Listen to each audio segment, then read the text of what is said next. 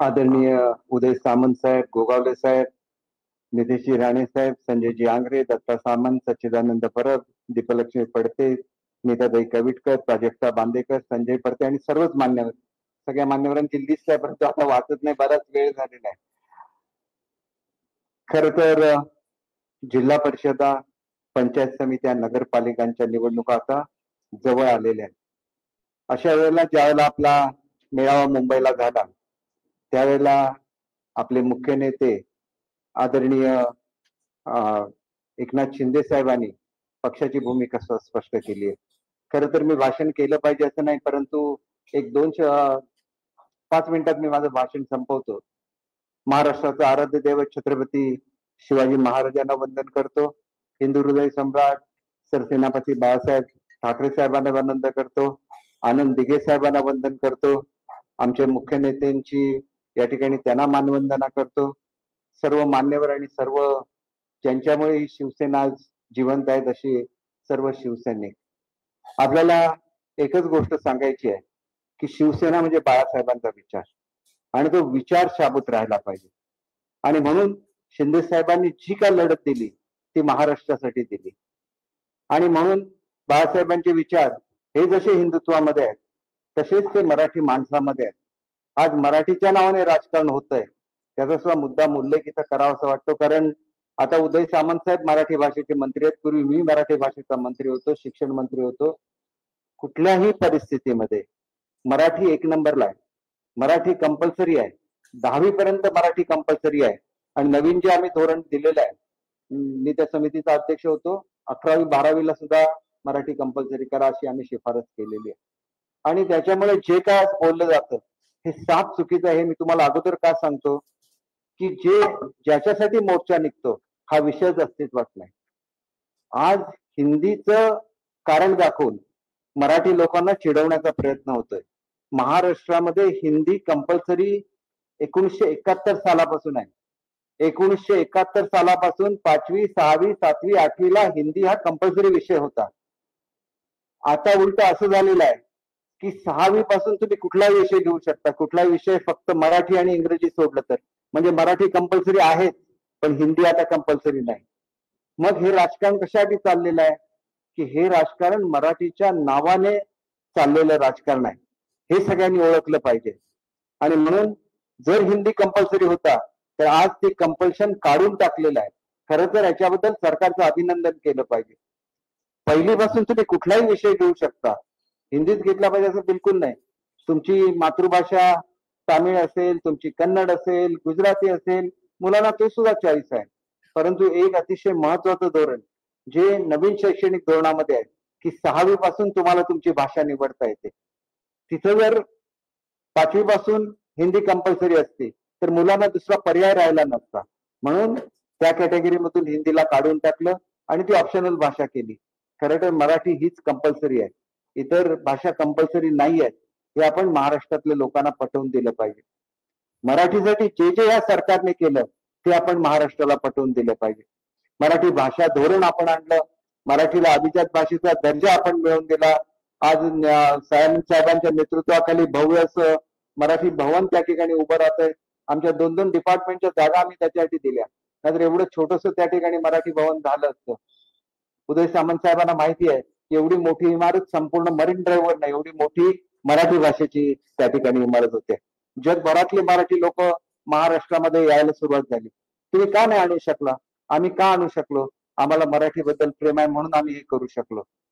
आणि मी आपल्याला सांगू इच्छितो की या वर्षीपासून म्हणजे गेल्या वर्षीपासून किंवा त्याच्या आदल्या वर्षीपासून इंजिनिअरिंगचं शिक्षण सुद्धा आपण मराठीत द्यायला सुरुवात केली. जर आपण इंजिनिअरिंगचं शिक्षण देतो तर आपण काय शाळेमध्ये थोडंच त्याला कुठे मागे ठेवणार आहोत. पुढच्या काही काळामध्ये मेडिकलचं शिक्षण हे मराठीमधून होणार आहे. मराठीचा एवढा सन्मान कधीही झालेला नव्हता, परंतु राजकारणासाठी राजकारण करायचं हे योग्य नाही.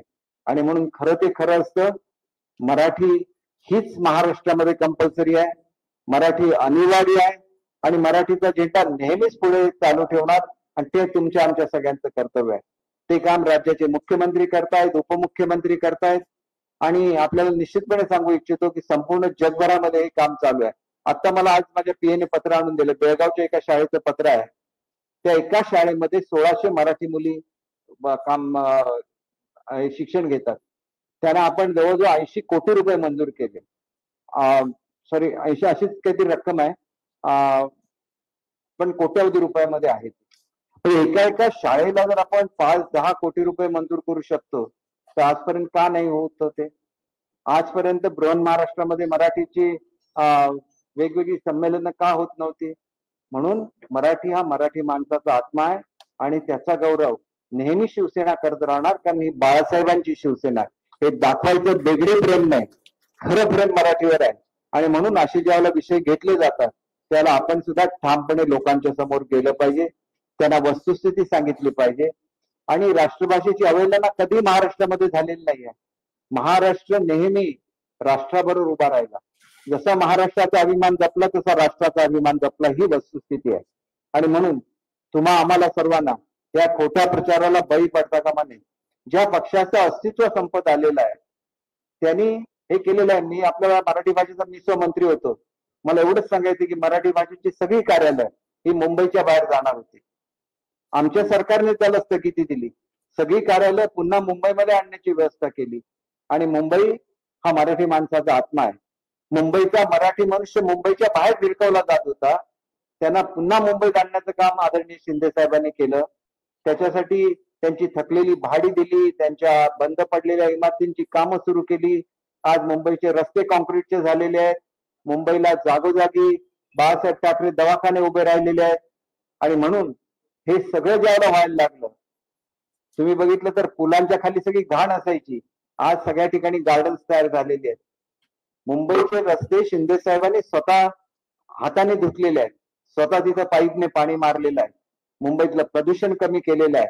आणि त्याच्यामुळे मुंबईवर डोळा ठेवून हे जे राजकारण चाललेलं आहे त्याला कुठेतरी उत्तर हे शिवसैनिकांनी दिलं पाहिजे. खरा शिवसैनिक जो बाळासाहेबांचा शिवसैनिक आहे. आणि म्हणून बाळासाहेबांचे विचार घेऊन तुम्ही आम्ही पुढे जातोय. आणि महाराष्ट्रात झालेली युती ही बाळासाहेबांनी घडवलेली युती आहे. म्हणून ज्या दिवशी आमचा पक्षाचा मेळावा झाला त्याला शिंदे साहेबांनी सांगितलं की याच्या पुढे सुद्धा महायुतीची सत्ता ही जिल्हा परिषदेमध्ये येणार आहे, पंचायत समितीमध्ये येणार आहे, नगरपालिकांमध्ये येणार आहे. आणि म्हणून आपापसात आम्हाला लढवण्याचा प्रयत्न काही लोक करत असतील तर आपण सावध राहिलं पाहिजे. निश्चितपणे उभाठ्यामधली मोठ्या प्रमाणात आमच्याकडे येतात. संजीव प्रयोग तुम्ही सांगितलं की काही लोक येत होती, परंतु मित्र पक्षाचे असल्यामुळे आपण त्यांना घेतलं नाही. परंतु युतीचा धर्म दोन्हीकडून पाहायला जाईल याची मला खात्री आहे. एक चांगलं असं वातावरण या जिल्ह्यामध्ये होण्याची गरज आहे. हा जिल्हा पूर्वीपासून शिवसेनेला मानणाऱ्या लोकांचा आहे, भाजपला मानणाऱ्या लोकांना, महायुतीला मानणाऱ्यांचा जिल्हा आहे. आता अजितदादांची राष्ट्रवादी सुद्धा त्याच्यामध्ये सहभागी झालेली आहे. युती बळकट राहिली पाहिजे, परंतु त्याच्याच बरोबर आपला पक्ष सुद्धा बळकट राहिला पाहिजे. तर आपण गावागावामध्ये आपली संघटना बांधली पाहिजे. आज तुम्हाला हा मेसेज देण्यासाठी दोन्ही नेते आपल्याकडे आलेले आहेत की आपल्याला संघटना मजबूत केली पाहिजे. समोरचा मनुष्य आपल्याला कधी किंमत देतो? ज्याला आपण मजबूत आहे त्याला आपला मित्र सुद्धा आपल्याला किंमत देत असतो. आणि म्हणून आपलं ताकद वाढवत असताना शक्यतो कोणालाही न दुखवता कशा रीतीने आपली ताकद मजबूत करायची. दत्तासामंतजींचं मनापासून कौतुक करतो. ते जागोजागी जातात, मेळावे घेतात, प्रवेश करतात. खूप चांगलं काम हे तुमच्या माध्यमातून होतंय. आदरणीय राणे साहेबांची हल्ली मी भेटलेलो होतो. राणे साहेबांची सुद्धा इच्छा आहे की महायुतीच्या माध्यमातून या जिल्ह्यामध्ये चांगली एकी राहावी.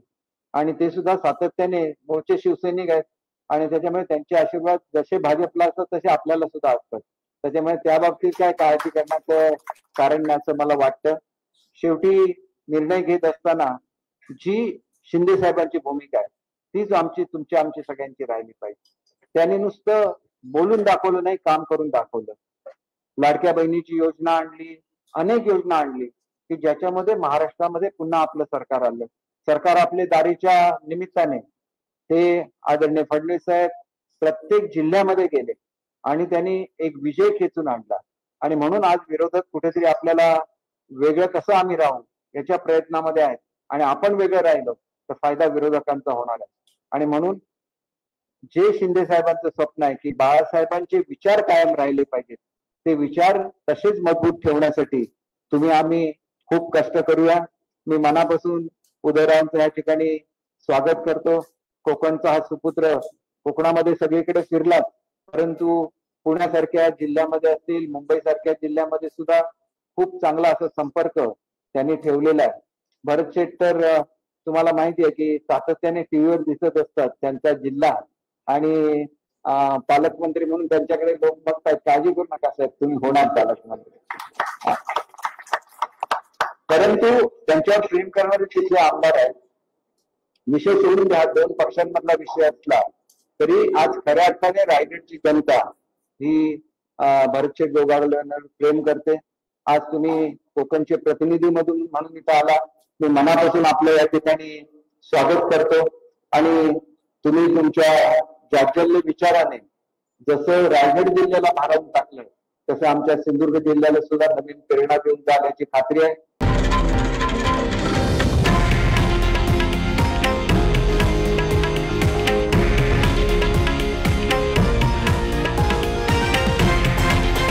हे आहे देशातील नंबर 1 न्यूज नेटवर्क आणि आपण पाहत आहात TV9 मराठी, एकमेव.